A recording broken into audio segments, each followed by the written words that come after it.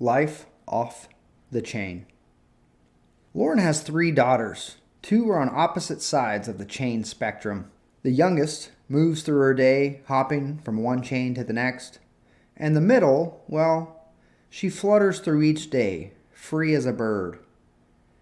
That is said tongue-in-cheek because there's no life free of chains. Both approaches to life have their benefits, and as chains, seen and unseen, often do, many have cons attached to them. That was a prison joke, but prison is no joke. Lauren and I joke that the youngest will one day be a CFO in charge of mergers and acquisitions at some huge company, and I am confident the middle will be an inventor. Regardless of their future careers, there's a wide range of success and failure available to both paths. Here's a quick breakdown of the youngest nighttime chain. Dinner ending is a post, the first cue. After dinner is regular old playtime, which could involve the TV, chasing the dogs, or laughing with mom.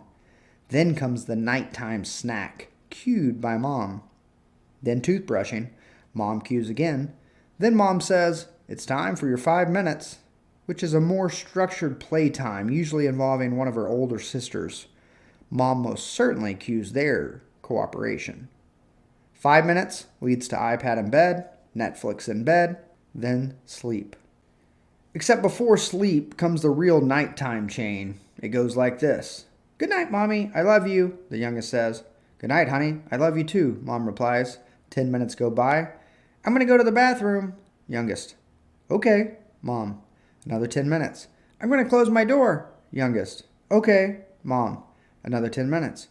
"I'm going to open my door," youngest. "Okay, Mom." Then she falls asleep. Much of the youngest's day is also like this. And all her days are highly productive. She wakes up and is out of bed every morning at 6 a.m.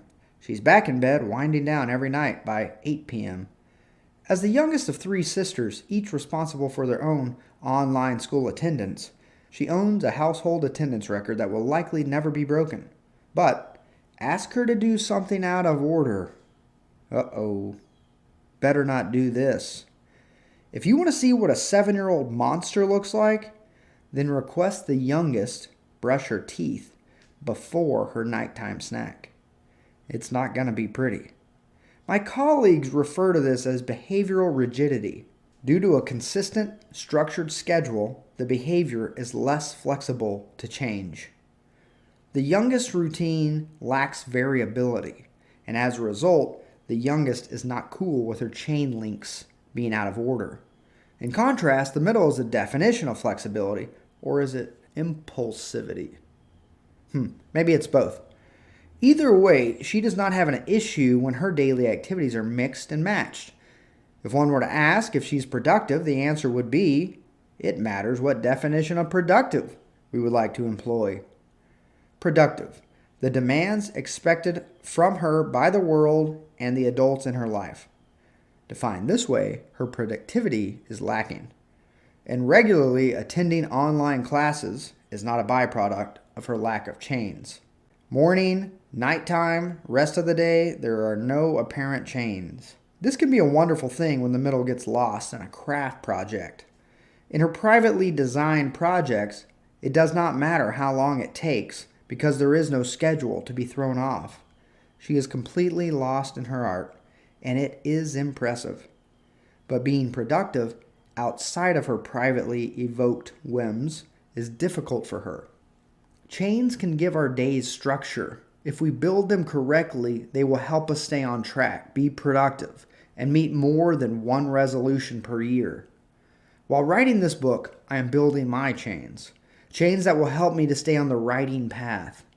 Chains that will allow me to begin a healthy pattern of daily physical exercise, and chains that will last for more than a few months.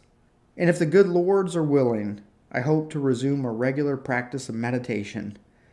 I need first to figure out the sound of one link clapping. This was a pretty lacking Zen pun. Look out, Nirvana, I am coming for you. Along with these chains that I am to build, I will break away from harmful practices that are presently a part of my day. but I'll save that for later. This is my motto: build 'em up before you break 'em down. A West Texas surf lesson. As a product of West Texas, I did not grow up spending time around the ocean. I did love swimming, and I envied a surfer's life. Relaxed, simple, fulfilled. I also loved wearing board shorts and flip-flops regardless of the weather. I tried surfing for a couple hours in college, but I wouldn't call it a real surfing attempt. I was, though, successful at pissing off our head coach. We were supposed to be in California for baseball, but the ocean called to my soul. Sorry, coach, surf's up. A few years later, when I was back in California attending a cousin's wedding, my father and I broke away from the group and found a cheap, vintage shortboard for sale. We bought it and headed out for some surf. I stayed in the water with my new shortboard for at least 4 hours. Never once was I able to stand up, but I loved every minute of being in the ocean. I was exhausted and grateful for a selfless father. Years went by and many more failed attempts occurred before I learned the chain of surfing. To the uninitiated, surfing is no different than snow skiing, but surfing is more like snow skiing if you were to hike up a mountain, wait for a snow path to appear out of nowhere, have mere seconds to turn around, put on your skis, and take off, with only a few seconds to do it correctly before the snow path disappeared. In short, skiing provides hundreds of repetitions with relatively predictable conditions. Snow skiing has its difficulties, though, and has its own snow chains to master. By contrast, in surfing, the repetitions are highly variable, and they are few and far between, and unlike a ski path, no two waves are the same. One minute a wave starts here and the next it's over there. One wave will build slowly. The following will crash before you realize it's even begun. Unlike skiing, I was not going to be a competent surfer in a weekend. I had to break it down into links of a chain, and the process of learning to perform each link correctly ultimately led me to my terminal reinforcer: riding a wave. Ride a wave and you're sitting on top of the world. For the future surfers coming out of West Texas, here's your chain. Link 1, paddling out.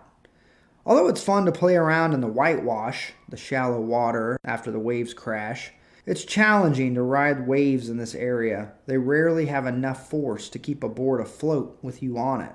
But if you will only be at the beach for a couple of hours and have access to an exceptionally long board, you can enjoy the ocean this way. But riding a wave is different. You must first get through the surf zone to catch and ride the sitting on top of the world kind of waves. Getting through the surf zone is exhausting.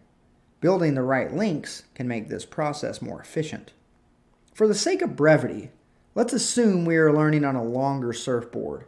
First, walk the board past some waves until you can no longer stand. Then, paddle.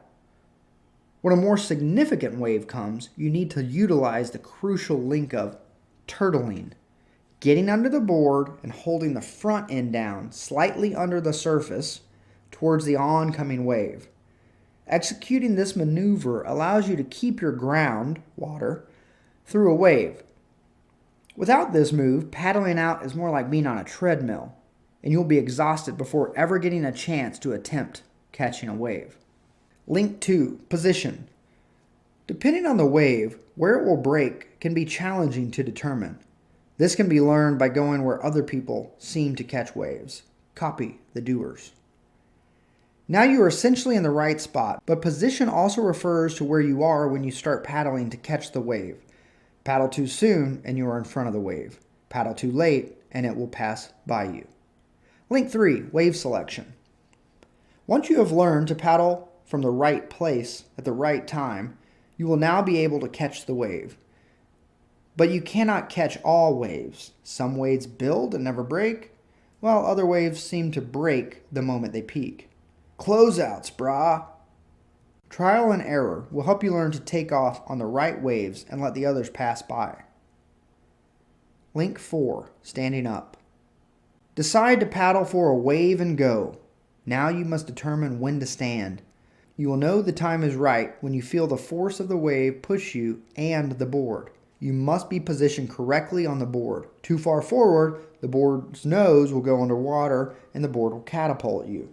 You will create drag if you're too far back, and the wave will pass underneath you without pushing the board. Standing up needs to occur at the right moment. The moment the wave propels the board, you need to move from your stomach to your feet quickly in one motion. Attempting to progress to your knees slowly, then to your feet, will create drag again, and the wave will pass underneath you. Link 4, riding the wave. Once you've mastered the previous links, paddling out, positioning, selecting a wave, and standing up, the next link is to ride the wave. And riding the wave has its own links. I am making this extended, drawn-out example of a surfing chain to draw a comparison between chain builders and those of us who are, unbeknownst to us, moved by the winds of chains, or the waves of chains. Without breaking our days, tasks, and hobbies into links, it will be challenging to build structure into our days. It will not be easy to learn new behaviors this way. As an unfortunate result of being unable to build chains, it will be difficult to break the unwanted chains that bind us. I love to be a free-flowing surfer dude floating through the world, oblivious to the rat race around me. But I still need to eat. I still need to pay rent. I still need to be able to afford a new wetsuit this winter. Building structure into my day is a necessary component to living an enjoyable life. My senior year in college was structured from 4:45 a.m. until 9 p.m. every weekday. I woke up early to open the YMCA swimming pool. Then I went to class until the early afternoon. I volunteered to help with our baseball team. In the evenings, I would train for triathlons. My entire day was structured. There has never been a time in my life I have been healthier, inside and out, nor more productive with meeting society's expectations. In contrast, 2 years ago, I attempted to start my own business. I had total freedom all day and night. The things I set out to do in the morning were pushed back to lunch, then the afternoon, then to the always available tomorrow. The only thing I accomplished during those 9 months of being a sole proprietor was a rather large debt that continues to serve as a reminder to me and my future selves. Not doing is expensive. And it was a reminder that having time to get things done leads to plenty of time not getting things done. During my highly structured and productive year in college, I was efficient because I had to be. If I had a longer than usual project, well, it had to be finished during my lunch, or it was not getting finished. Freedom to do things is a paradox. When you have your day's activities built into chains, it's simple to exchange links or remove or add links.